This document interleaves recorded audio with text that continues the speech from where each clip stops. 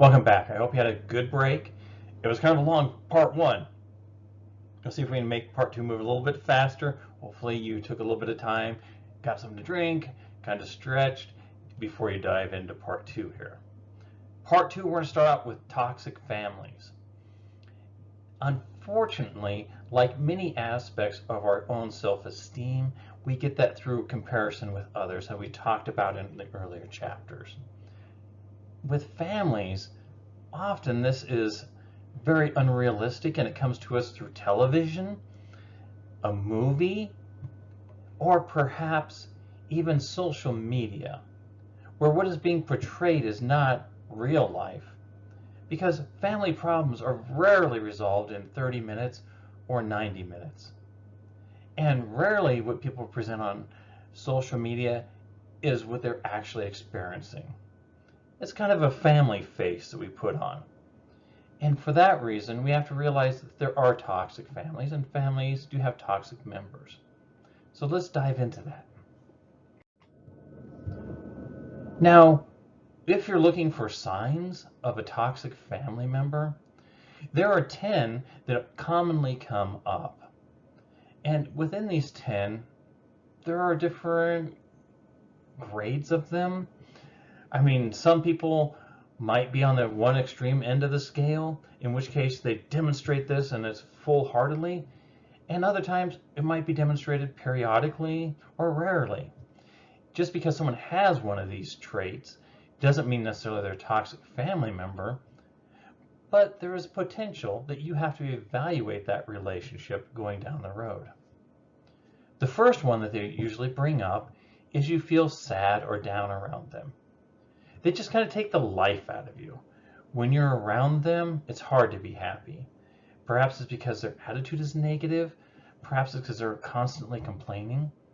But you have a real difficult time to feel yourself and to be happy and in a good mood around them.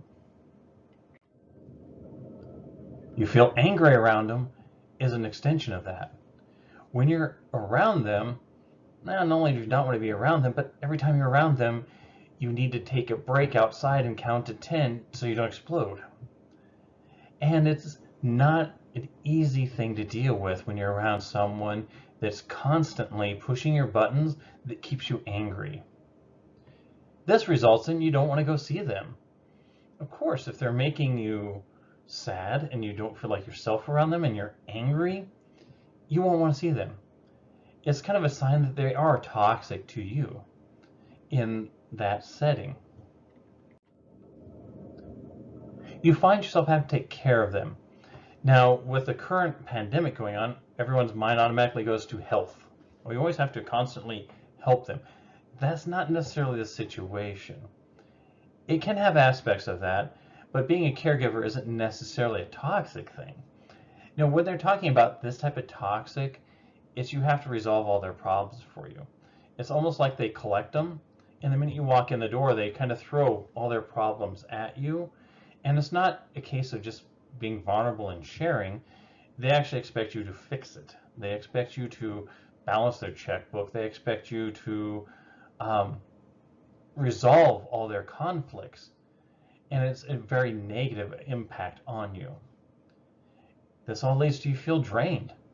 I mean, if they're taking all your energy, they're making you upset, they're making you mad, they're expecting you to fix everything, it's hard to keep your energy up.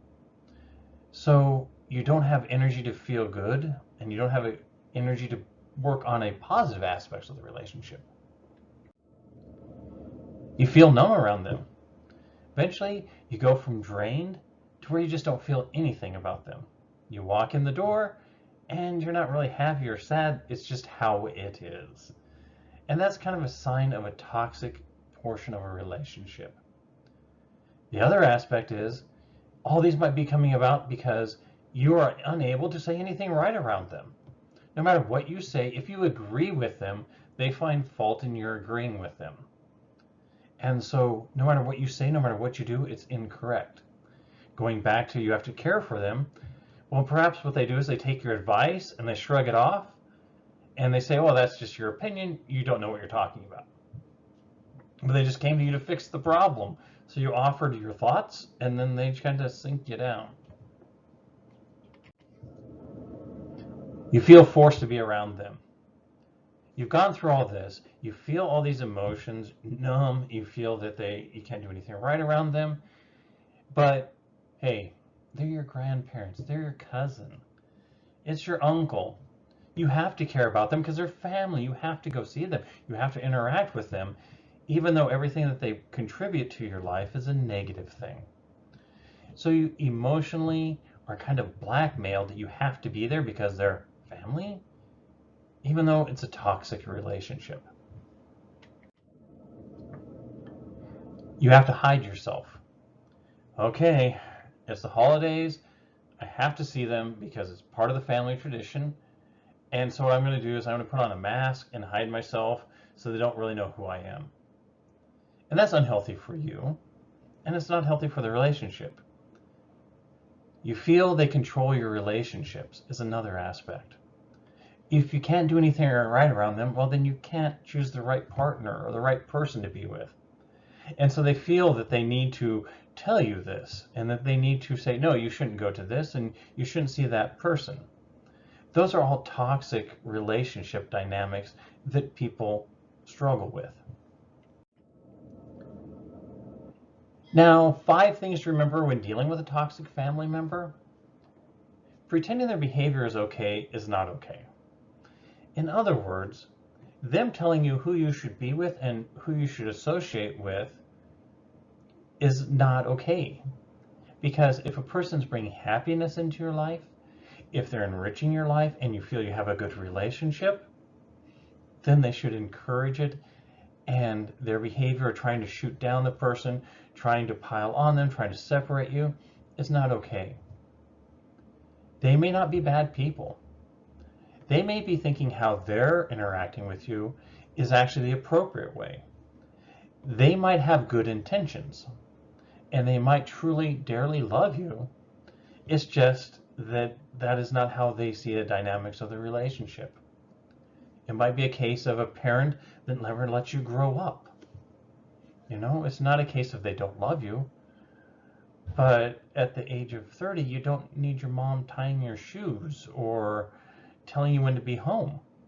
It goes back to the bubbles that we saw earlier on, that we gain independence through life, and some people accept the new levels of independence, while others want to stagnate in that one. So their behavior may not be because they're bad. It may just be because they have good intentions that are not coming out in the right way. If you can forgive, it is important.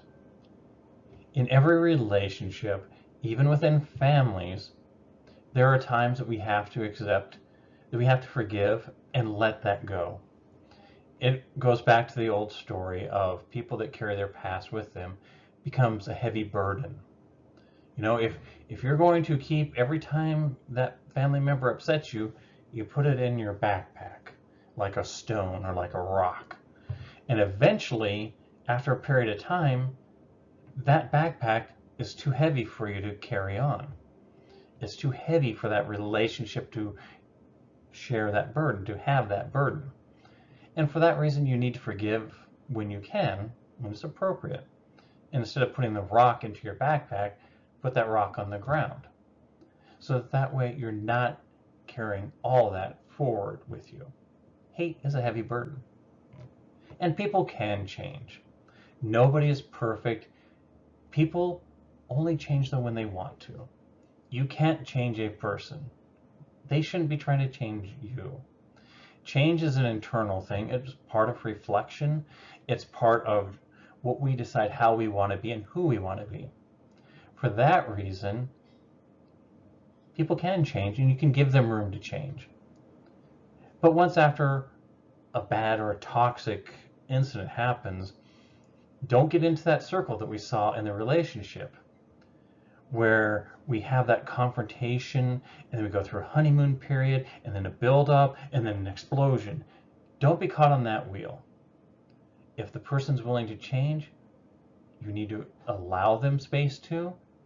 At the same time, you need to ensure you don't get into that cycle, that destructive cycle that we talked about. And sometimes you have to walk away.